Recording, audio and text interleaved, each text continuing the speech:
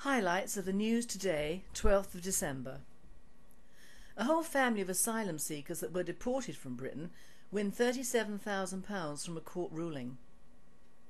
A takeaway manager in Cumbria has been jailed at the taxpayer's expense for 23 months. Britain is set for a week of icy blasts and heavy rain. The Italian Catholic Church has said it will be looking into helping Italy's financial problems. 45 Christians have been butchered in Nigeria.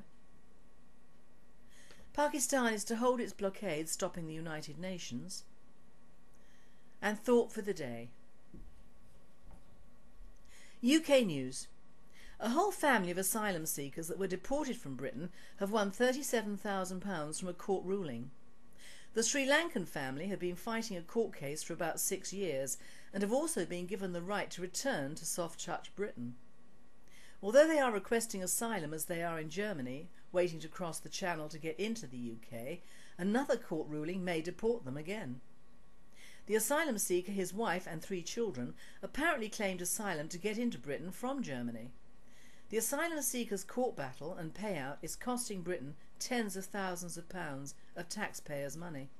A takeaway manager in Cumbria has been jailed at the taxpayer's expense yet again for 23 months.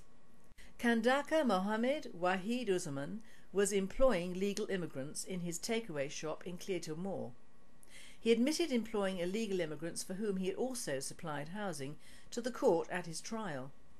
Earlier this year he was found to have been employing 3 illegal Bangladeshi men, one of whom he had employed for 7 years. Local residents couldn't understand why he had not been stopped the first time for committing similar offences when he was fined over £12,000 by the authorities. Britain is set for a week of icy blasts and heavy rain, with some winds reaching 165 miles per hour. This horrid weather has already seen trees uprooted and thousands of homes without any power in the last 7 days. It is forecast to continue for another week, experts have said. Euronews.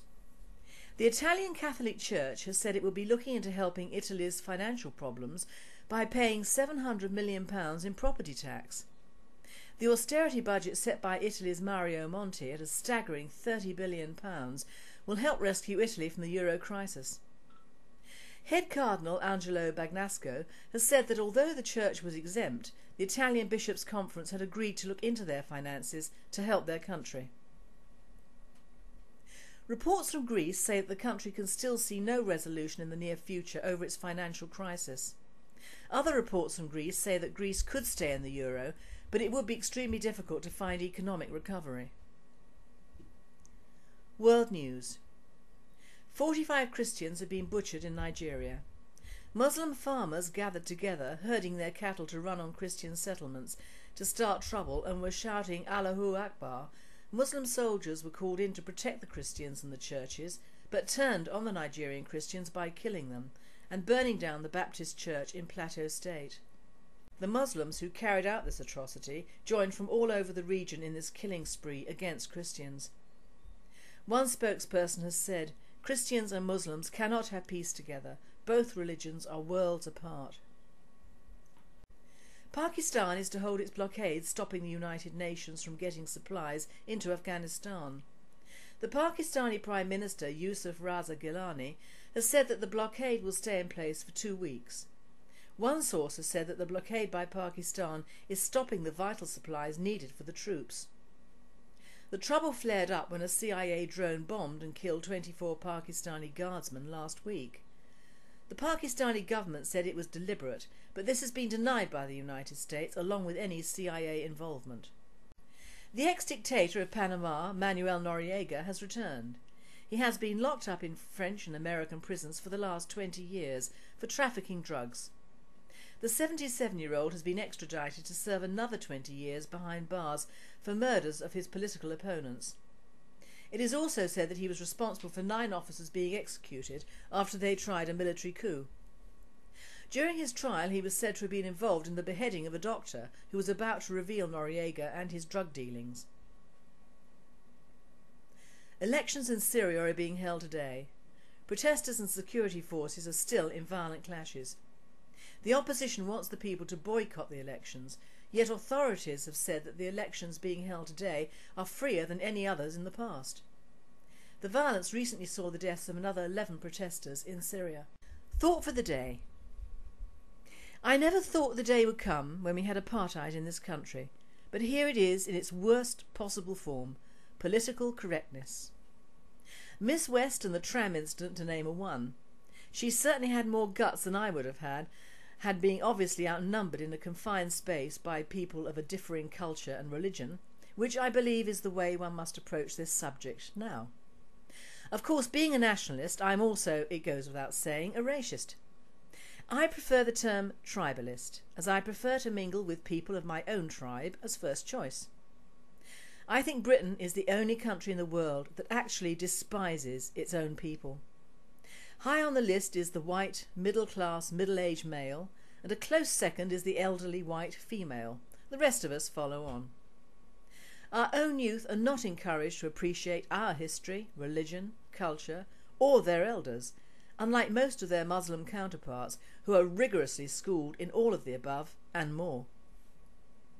We expect different cultures and religions to despise the hand that feeds them, but we do not expect it from our councils, governments, police or media.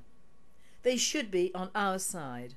We pay their salaries, we pay taxes, and we, ladies and gentlemen, pay for the immigrants. We pay for their houses, their children's education, their relatives' illnesses, and in short, everything. If these people work, their money goes either back into their families or out of this country.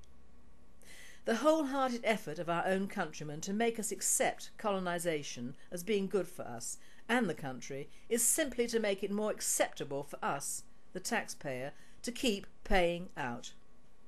In fact, we pay double in this country.